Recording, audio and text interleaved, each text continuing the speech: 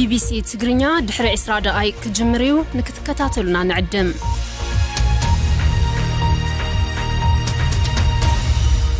كون سجنتا BBC أفان أوروموتي نولين ترى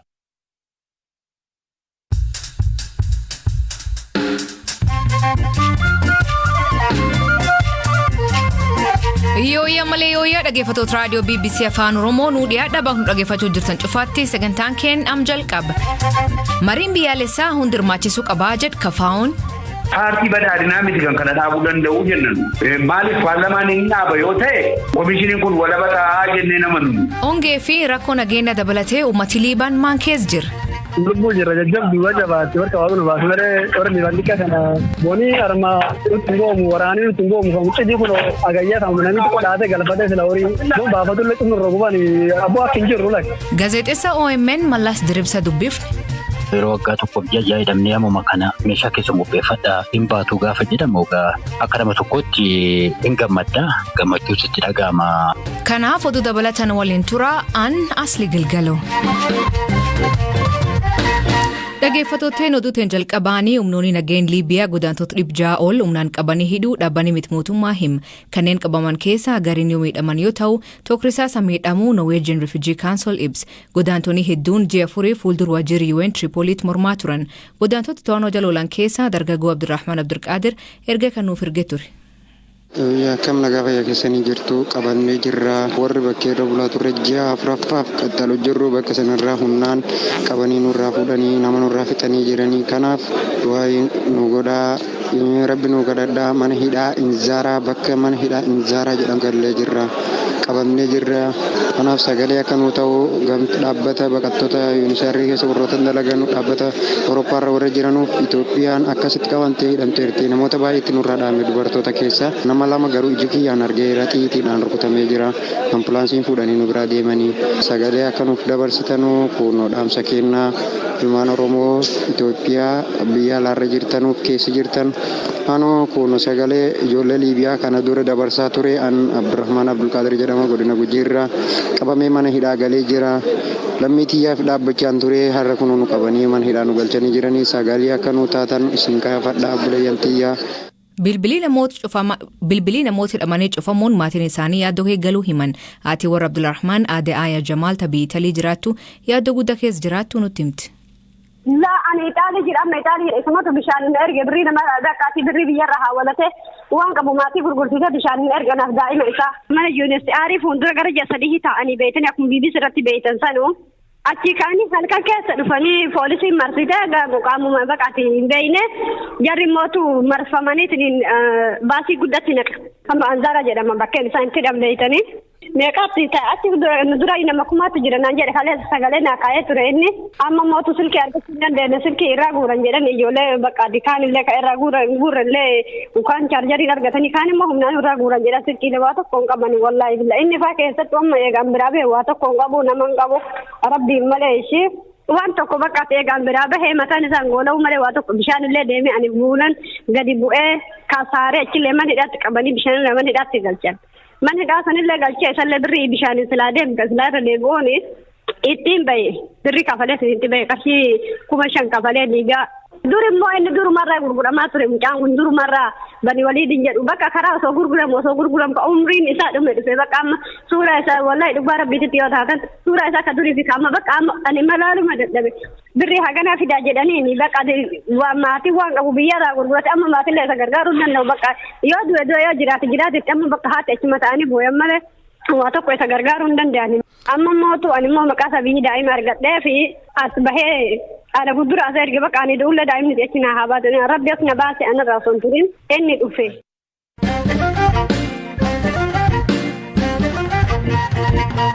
Hoogganoota fi miseensonni Koongireesii Federaalaa Oromoo rakkoo nageenya hiikuuf qabsoo karaa nagaa eegalee itti fufnaa jedhan ajjechaa ittisa Hacaaluu Hundeessaa hordofee jalqaba doolessaa bara 2020 to'annoo jalkan oolan miseensonni isaanii kaggarii jimaata dabargadhiifamuu ni yaadatama. Haa ta'u malee mariin biyyoolessaa hunda hammata geeggeeffamuuf namoonni mana hidhaa tafan gadhiifamuu qabaa jedhi taanan durtaa kafaa'oo obbo Mullaatu Gammachuu.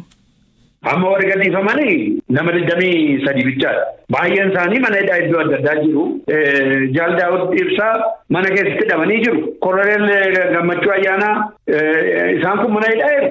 Abdii Raggaasaa warra kana fakkaatan baay'een isaanii warri hojii adeemsisaa jiranii hundumtuu mana hidhaa jiru. Kanaatiif hundumtuu bahee maree kana gubbaatti argamuun hin barbaachisaa inni kunis gaaffii keenya warra hidhaadhaa ba'anii fi hin gammanne garuu ammas taanaan hankeenya bichaa sun ta'in Oromoo hidhaa jira.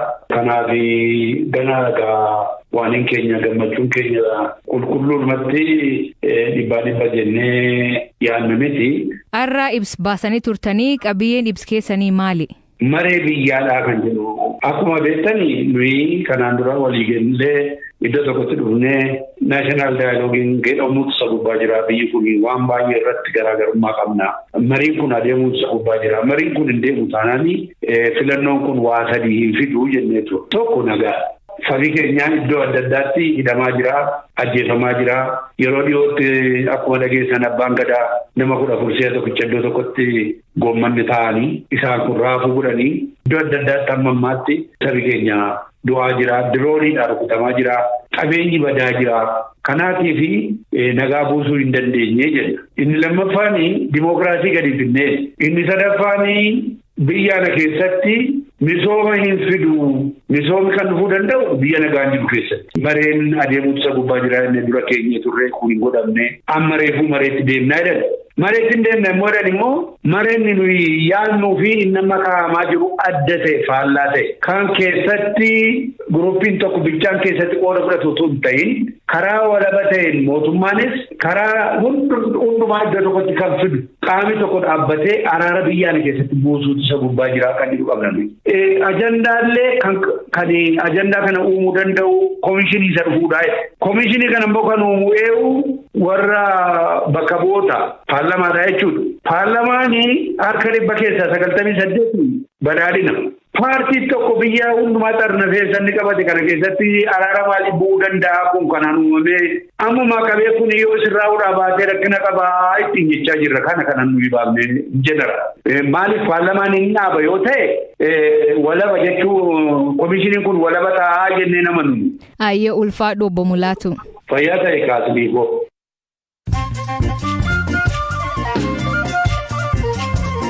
Dhaggeeffattoonni ammoo gabaabaa addunyaa isaanii dhiyeessaa jalqabaa naannoo Tigraayitti haleellaa diroonii namoonni 17 lubbuu dhabuu hojjettoonni dhaabbilee gargaarsaa himan.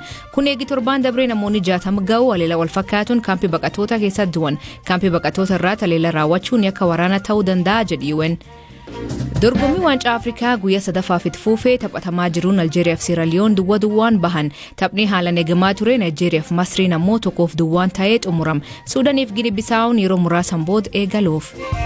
Adoolessa dabre irraa kaasee meeshaalee wallaansaa naannoo Tigraay bira ga'uu fi eeyyamni akka dhoowwatamee dhaabbanni fayyaa addunyaa beeksise. Hoogganaan dhaabbatichaa Dr. Tedros irdeebiin gaaffiin isaanii didamuu ibsa.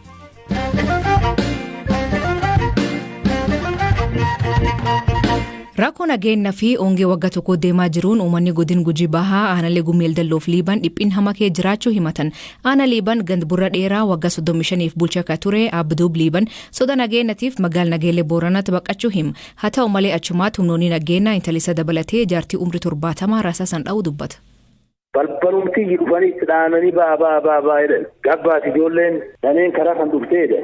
Har'a eedi muluu katamaan tun tuksi. Ulaatuun baatee karaa kallee cufuriiseetu madhaa bultee jedhu uummatii walii laf jira. Isammaaf duratti argisanii ni jedhanii shaneen saatuna tokko katama seensisaate 12 katama seensisaate 12 nu baafan jiru loon hin nu warruufi jirra manum keessa seenna. Waan jedhaatiin uummata walii baasanii hiriir walitti baasanii hora walii qabanii hor keessatti amma jaartii takkaa fi intalli hinda aan uleellee lamee akkasuma hin jiru hawleelatti dullaan cabaan maaneen akkamatti jiru anillee yoo sanaasu bise sunutaalee dhufe reeffi intala kajiis kana alleen booma gargalee ijoollee tiyyammoo taachifee jirtu muca guddaa mucattaanu ijoollee nama shammuluu uleen fixanii sadii hospitaala ta'ee tokkiisaa gammayidha jedha. Akkana tokkochiisiin hulleen duraanii haqa dhalasellee poolisii ture akkanaan nu waan diinummaan labiriisa akkanumatti harkaaf hin taane qaamni poolisii nurra fudhate balaa kan geessinu gubbaan ga'e. Jireenyi lafaa makkam jirbiiti qara laftiillee booni guddootti jajjabaatee maanta nageenyi lafaallee akka malee hamaa. Akka jirin qabu uumati jamii tokko shaneen isayyuu fitti warri amma qaamni bulchiinsa haa kenna qaam seera ta'ee dhaaba mootummaa ta'e isiin nu fitti buteen naan baqannaame jeelis ammoo qaamni isiin hin tun haa uummata ofuma jiisullee jira oolaallee itti buute horiillee naalate horiillee qabu beelallee midhaallee waggatallee qaran arganne amma isaanillee yoo achiisanii dukkaane hallasuma masara gurguddatti gadhiisanii hundee yoo masara gurguddatti gangaan eebbannaa jedhan baqataa yoo dhufan lafum gadhiisanii bira deeman taane maafi laftisu maafi shaneen isan keeyyaati jedhanii gana uumatum haan dirqisiisanii uumatum haan dhaananii uumatum haan ijjeesanii uumatii dhiiban uumatii keessumaa gam booranaatiin qubat haga naannoo gujiillee walitti uummata bade jiruu waan tokkollee nuu namne namni sun lubbuun jira malee sanyii sun sanyii duwwamte biyyiirra dhaamte addunyaa keessaaf si deebinellee deebisu hin argannu misooma mani tamaarii sadii qaban gan tokko irra sadii mana furii jira ammaan san fulaan tokko mani tamaarii tokko hin jiru barataa waggaa ganan baran uummata namni keessa hin jiru wama tokko waan tokkollee waan jiruun hin qabnu jiruun teessee jirti laajuudhaaf. Waaqi san gargaareen abduu. Jenne. Dheengadda magaal nageellee tumnoonni nageenya manneen hedduu gubuu maatii namoota miidhamanii BBC'tti himan. Mani gubanii amma gaman 70 gubanii gara naannoo marshaa 70 gaman 70ti yani ilmoodhe wanna kiree tokkolleen kee gubatee takeedha mani guddoo gubate mani nafne cidii midhaanii dabsinu boona midhaan barkan dhaanii cidii namni bakkan galfatelle cufaan gubanii beekaanii horiin boona dubboon qabne booni arma nutti ngoomu waraanii nutti ngoomu kan cidii kun agayyaa ta'u namni tokko dhaate galfatee sila horii kun baafatulle cufnurra gubanii abboo akka hin jirru lak yaartiin tokkolleen kaman kee jirtu jaartii nam ganni deeman guddaa beeta si mangi jennan raggubani jaartii saalee giitee oromaani makalaayaa kan warri liyyaa liisin jirtu fuulee dabreen. Dhimkan irraa bulchaa godinichaa abta dalagdoo dabalatee bulchoota hedduuf bilbillee kaasuu hin dandeenye.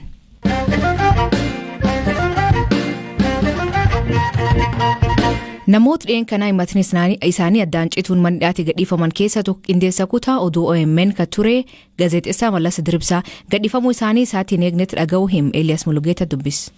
Yeroowwan garaagaraatti hin baatu odeeffannoon jedhu oduu akkuma oduutti yeroowwan garaagaraatti dhufee nama odeeffama garuu qabatamaatti wanti ta'e hin jiru yeroo waggaa tokkoo fi ji'a guute sana keessatti yeroo hundumaa akkaataa manadhaa qaallittii keessatti galamaaf galgala koofsin jira naannawa sa'aatii 11tti irbaata nyaannee sa'aatii 12 ta'uudhaaf fi daqiiqaa 15 wayii hafuutti lakkoofsi xumuramee manatti ol gallaa kana booda duubaan nutti cufama balballi gaafa gadhiifamnus kan ta'e sanuma irbaata nyaannee naannawa daqiiqaa 30 akkanaatti balballi deebisee banamee balbala deebisamee eega banamee booddee poolisoonni dhufanii seenanii maqaa keenya waamanii meeshaa keessa qopheeffadhaan baatu nuun jedhani akka tasaa gaammiira yeroo waggaa tokkoof ji'a jedhamnee ammuma kana meeshaa keessa qopheeffadhaa hin baatu gaafa jedhamu akka nama tokkotti hin gammadda gammachuus itti dhaga'ama mana hidhaa sana keessaa bahuudhaaf akkuma tasaa murtii akka kanaa gaafa argitu. Gama kaaniin ammoo dhiifamaanis akka baatan yookaan immoo himanni keessan fa'aa adda cituun isaa ni himama. Kanarratti hubannoon kee maalidha? Kanarratti wanti dhiifamaa wanti natti himame tokko iyyuu hin jiraatu. Akkuma nama siin jedhe kana eega gallee dacufamee poolisoonni dhufanii meeshaa keessan qopheeffadhaa bahuudhaaf qopheeffadhaa nuun jedhanii. Okay jenneen meeshaa keenya fudhannee gara mana keenyatti akka deemnu ta'ee kanarratti qaamni dhufee kanas nuun jedhe wanti tokko hin jiru waan ta'eef kanneen akka nama tokkotti wanti quba qabu hin jiru. Karoorri kee gara fuulduraatti maalidha gama miidiyaanis ta'u gama biraatiin? Ani egaa umuriin koo guutuu aga nama hojiirra turetti hojiiruma miidiyaa irraa kan hin ture. Hojiiruma miidiyaa hojjechuu qofa yoo ta'u ta'in yuunivarsiitii kan inni baradhe waa'eedhuma miidiyaa fi gaazexeessummaa kanarra. Gaazexeessummaa jechuun miidiyaa irra hojjechuu jechuun anaa fi jireenya kooti. Ogummaadhaan haqa odeeffannoo sirrii odeeffannoo wayitaawaa ta'ee uummata odeensii biraan ga'uun wantoota itti gammadu inni guddaanis. Gara fuula duraattis hirmaannaan koo sadarkaa sanatti itti fufa jedhee tanan yaada miidiyaa ogummaadhuma gaazexeessummaa jaaladhu irratti itti fufuudhaaf kan inni karoora qabu. OMN irrattis himatni banamee ture miti innillee tarii dhimma keessan wajjin wal qabatee addaan citeera taanaan dhaabbaticha waliin faa wanti haasoftan ni jira deebi'ee haalli biyya keessatti itti eegalu jiraachuu mala OMN. Kanarratti amma akkasii siin jechuullee waan hin danda'u natti hin fakkaatu. Galatoom ilfaadhu Mallasa. Baay'ee galatoom. Dhaggeeffatooteen sagantaan irraa ganuma nu waliin turuu keessaniif ulfaadha isaniin jenna. Mammaansi galgal kanaa mooyyeen bokkuu tuffatti bokkuun mooyyee tuffata. Hiikammaanii kooment keessan nu beeksisa. Sagantaa kan qophees Elias Mulugeeta gam teknikaatiin Oscar Bunga keessaniif dhiyeessaan asli galgalooti agborisaatti akkana nagaa waaqa kee bulaa oraa bulaa deebana hangafamaan dhan bulaa.